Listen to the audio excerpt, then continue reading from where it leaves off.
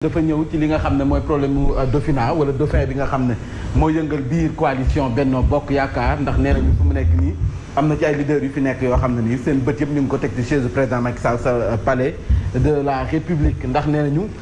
kenn si ñoom Idrissa Seck Ndamal Kajoor ñëpp jàpp nañu kon fu mu nekk nii bëtam tegu ko fenn lu dul si toogu njiitu réew mi ba noppi mi ngi teg ay pexeem du lenn lu dul jël parti réew mi yekkal ko président Macky Sall bu ko yekkalee ba noppi ñu jël APR ak parti réew mi boole ko comme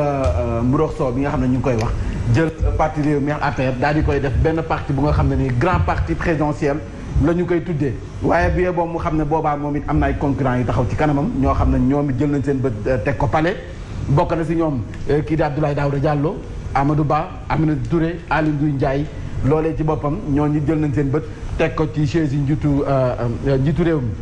waaye Cheikh Abdou Mbacké Bara Dolly sa assemblée nationale nag xam ngeen ne xëccoo bari na lool ci biir Yewwi Askan Wi si am benn candidat bu nga xam ne nii mooy nekk assemblée nationale waaye Cheikh Abdou Bara Dolly Mbacké nag moom dafa mel ni mi ngi cokkaas kii di El Hadji Ahmed Aïdara ndax mu ngay xam ne kon nekk président assemblée nationale wuute naax def revue de presse moom Cheikh Mbacké moom nag léegi moom nag moom noonu léegi moom na wax qualification moom bu dul revue de presse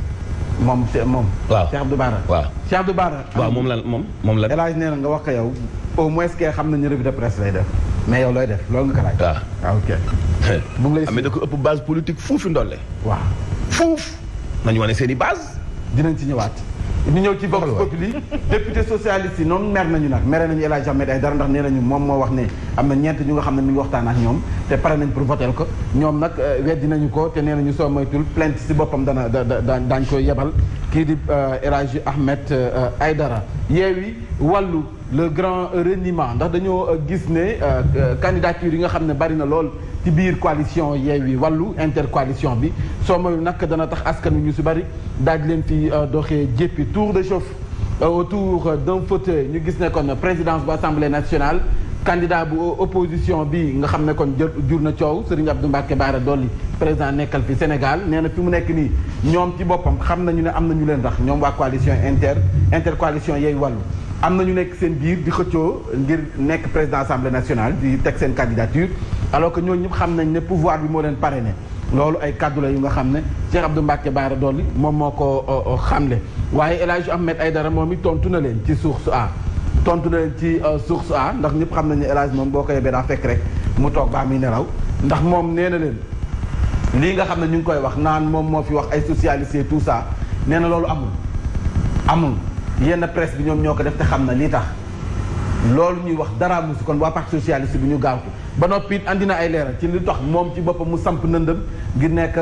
si présidence assemblée nationale nee na lu mu mën a jiite la te loolu nag dafa leer te ñoom waa coalition intercoalition Yewwi Wallu moom ci boppam dafa mel ni dëj na leen seen ànd ndax teg na lu nga xam ne ni nee na mënuñu koo teggi ndax nee na lii tax ñu rejeté candidature am alors que nag bu ñuy fàttaliku tegal na leen ñeenti point bi si njëkk moo di kii nga xam ne mooy Maymouna Bousso dañ ko investiroon ci 80e place bi Cheikh Tidiane Dièye di ko contesté Khalifa Sall daf ko yemale ne ko Maymouna Bousso mii leader la te Aminata Kanté du leader loolu te moom nee na El Hadji Ahmed Aïdara kan moo ko gën a nekk leader ci biir coalition Yewwi Askan Wi deuxième point bi El Hadji Ahmed Aïdara nee na moom mënul comprendre mu nekk membre conférence des leaders yu ba noppi signataire charte bi Yewwi Askan Wi mu posé candidature officiellement xamal leen ne moom képp moo ci membre conférence des leaders samp na dem ngi nekk président bu assemblée nationale ñu bañal ko ani fu ñu ko teg beneen point bi troisième bi nee na boo seetee ba si biir ñoom ci boppam bi ñuy defar liste département yi ak national leader yi su bari dañoo daw làqu ji ci liste nationale bi mais moom mu dëggal boppam dem département yàlla may ko ci ndam xanaa kon moom mooy kàngam xanaa kon moom leader donc bu ñuy wax base xanaa kon moom moo kam mooy li nga doon wax sànq mooy tontu bi mu am na dëgg de gaa yëpp dañoo chef de parti yëpp dañoo demoon làq national moom mu imposé wu département yàlla may ko ci ndam kon kenn gënu koo nekk responsable kenn gënu koo nekk leader ba noppi it quatrième point bi mu ne leen nañ andi jurisprudence Barthélémy Dias fii la ko Ousmane Sonko yemale am lu ñu doon wax mu bëgg ci dugal kàddoom ñu ne ko doo leader noppil lii waxu leader yi la mu daal di rasu kon nag moom ci boppam bu waxee war naa wax bu sampee war naa samp ndax leader la ci biir leader yi ngir coow lu jeex nag ñoom waa coalition Yewwi Askan Wi dañ ko laaj CVR moom El Hadji Ahmed Aïdara waaye Yewwi Askan Wi dañ ko laaj CVR ndax nee nañu kat bu dee politique am na expérience bu dee fit am na ko li si des kay mooy xool ndax am na xam-xam bu toll ni background bu dool ni mën a jiite fee nga xam ne moo di assemblée nationale maanaam wuutu fa Moustapha Niasse foofu la ñu mujj ñu jàll ci Barthélémy Dias ak nag réew mi quotidien mën na ko de ayca ñoom si biir ñoom en tout cas dañ nee nañ ko si CV il faut nga jox ñu ko dinañ ko jox tey dina leen jox CV na leen jox CV mën na ko ndax def na formation de bu fekkee am na ñu ko xamaa ma ni la dina leen ko jox tey réew mi quotidien ñëw ci daañu gis CV bu saf bu diis ganna background bu mat sëkk wallaahi ayca réew mi quotidien ñëw ci présidentielle 2024 coalition Yewwi Askan Wi Barthélémy Dias ndekete danger la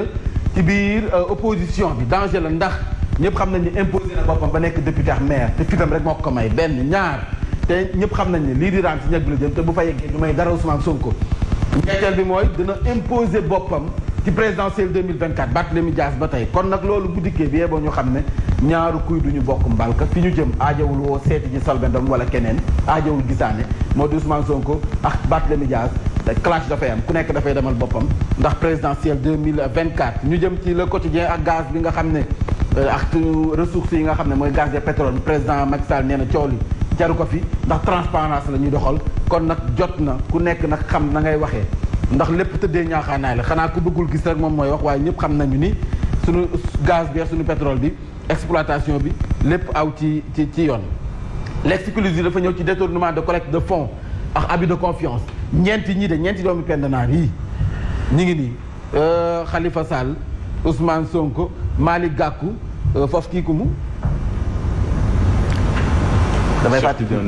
Cheikh Tidiane Dièye la bu pur en tout cas mi ngi nii ñeenti ñii ñoom la ñu tuumaal ci détournement bu nga xam ne 500 millions Cheikh Tidiane dañ leen tuumal ci détournement bu nga xam ne nee nañ 500 millions ñoom nag Sonko Khalifa ak seen i ñooñ andi nañ ay pièces justificatives yuy wadde ne kon li ñu leen di wax dara amu si mais société civile bi nee na loolu yëpp ay dóor la dara leeru détournement de collecte de fonds et abus de confiance mooy ñeenti ñi plainte nag mi ngi seenu ndoon plainte waaw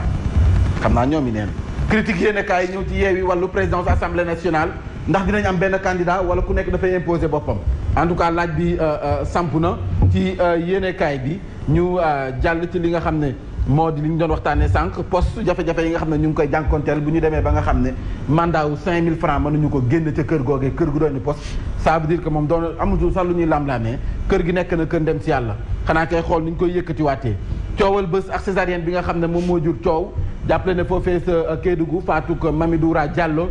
médecin chef bi nee nañu nag soo moytu dinañ plainte waa Libération ndax xibaar film horreur bi nga xam ne jox nañ ko askan wi démb dara musi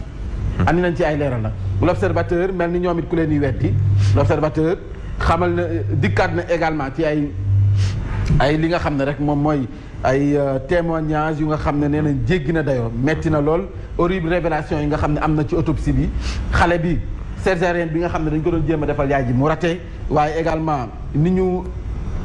bëgguma wax sa dagg bopp bi waaye nañ puxatee bopp bi wax yéenekaay bi dikk na ci jël ciseau daanaka ciseau lañ utiliser laata muy génne daanaka faatu na ndax dafa xoju ndax bopp bi rek jote génne yooyu yëpp yéenekaay bi kon dikk na si ñu jeexalee le vrai journal ak jàmbatuk waaye retraité yi fu mu nekk nee nañu fii ci réewum Sénégal nekk fi retraité rek moom mooy yaa ngi jaxal na ma nekk fi retraité ndax nee nañu benn pension yi daanaka moom nga taxaw si mbedd mi di yalwaan moom moo ko ndax suukalul sax café loolu moom nee nañu góor gi Ndiaye bu ancien technicien dans une entreprise publique moom moo ko xam ne Pape Dia ancien gardien la nee na fu mu nekk nii dundaam moom dee ko gën waaw moom fu mu nekk nii fu mu tëdd dee sax fu mu nekk lay lijjanti daf ko amagul Diallo moom ancien chauffeur waaw moom lay lijjanti daf ko amagul parce que fii fépp litige foncier la foo tëdd ñu ne la ci sama suufu maam la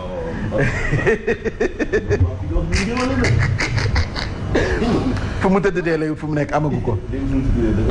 yow maam rek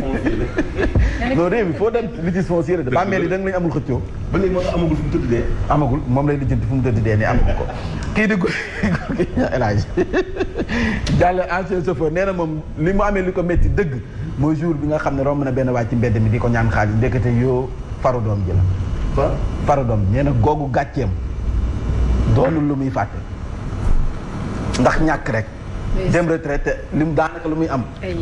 dara jariñu ko mu romb benn waay ndax kër ga dëgër na lépp metti na nee na mu ñaan ko ndekete yoo faru doom ji la ñaan xam nga ne waa jooju moom bu nekkee benn Mamadou Fofana nii day dem dicté loo am ca kër ga nekk sa bàyyi man lay ñaan astafurlah. non damay toog ñu mënu fa ko dana responsable la fekk naa ko géej waay ci weekend bi. ma ne tey mbaxane mu butu nga def. waaw mii nag sama papa laa ko doon ne. ndeysaan waaw sama papa laa ko doon. waaw. al na ko yàlla yërëm. allahumma amiin wa iyyaak. saa mu ko daan jël moo tax tey dama génne sama xel. ndeysaan barkaal aywa xaaj Mansour. li gën a fes si bopp xibaar yi Fatou Doura Diallo ba léegi moo ngay des di indi coow sabab na fajkat yi foofu ci boobu li diwaan banque seen loxo ci arrestation ba ñu def ci seen ay nattangoo ci kumpa gi nga xam ne am na ci médecin chef bu Kédougou itam annoncé na ci li nga xam ni moo tënku indi ay leeral ca Fatou Googale dinañ ciy dellu si at wax itam ci établissement école de formation privée yi nga xam ni ñu ngi gën a bari ci Sénégal Dame Diop nii dinañ def benn audit ngir kat xool an yi ci légalul moo ne coow la muy wax yëpp matagul sax 500 écoles nag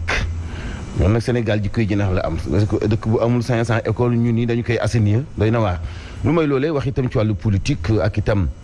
rébellion bi nga xam ne mooy commencé xeeñ ci biir coalition opposition bi ak njiit li ci assemblée nationale ak groupe parlementaire yi sabab nañu ubbi ay laaj yu bëri ci xibaar yi dinañ ci dellu soit sport bay mante boobu la ñu ci àndal yéen kay yi Mambey Ndiaye mi ñuy faram fàcceel xibaar yi bismillah.